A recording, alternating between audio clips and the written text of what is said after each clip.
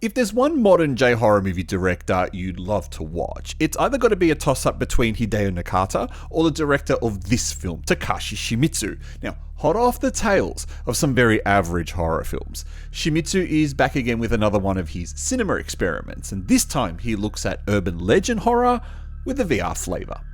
And for the first hour of the film, I had honestly thought that Shimizu had done it. After misfiring with Howling Village, Suicide Forest Village, and the ridiculous Homunculus, I thought this was going to be more like Oxhead Village. But one thing Shimizu is good at doing is subverting my expectations, and it happened again with this film when it decided to take what should have been a rather simple explanation for the ending and turn it into something so convoluted. The strange thing is, he had the ending already stitched up with the VR concept, so why did he make it more complex than it needed to be? A brilliant young programmer starts a new job with a VR tech firm on a small island. Their big project has been to map the entire island and create a VR world where people can escape to. Think the metaverse, but Japanese style. However, two people involved in the concept are found dead. Their deaths are identical. On investigation of their VR recordings, a mysterious glitch manifesting as a woman in red is discovered.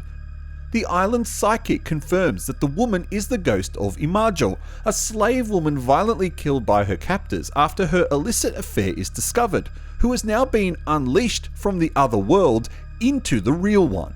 Conceptually, the movie had so much potential. Playing on the fears of modern tech like VR, the movie has a strong message about the dangers of virtual worlds. And that's where the movie should have stopped and then tried to improve upon this theory, rather than continuing down the path of exploring a character called Shigeru, which just ends up adding an unnecessary plotline in an attempt to explain why he has been ostracized from the community. This in turn then leads to even more confusing moments. The idea is that Imajo is trying to get revenge on the people who have wronged her, so then what exactly did the VR crew do to her to make her want to attack them?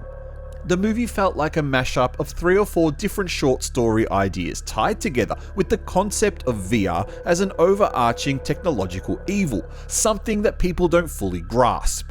So a better way to play into people's fears than to say it's a portal to another world where a demented Yurei lives. I like that Shimizu's not afraid to try something different and fail. I just wish he didn't fail as much as he has been lately, because this one could have been a movie that people talk about for a long time. Yes, a potentially great idea that's ruined by trying to squeeze too many concepts and ideas into one film, meaning that your attention is always drawn to a new plotline or character before the conclusion of the previous section's even over. Watch it only to see that Shimizu is trying to do something different with J-horror. I'm the Artie Dance, and thank you for watching this review here on SHOCKMANIA.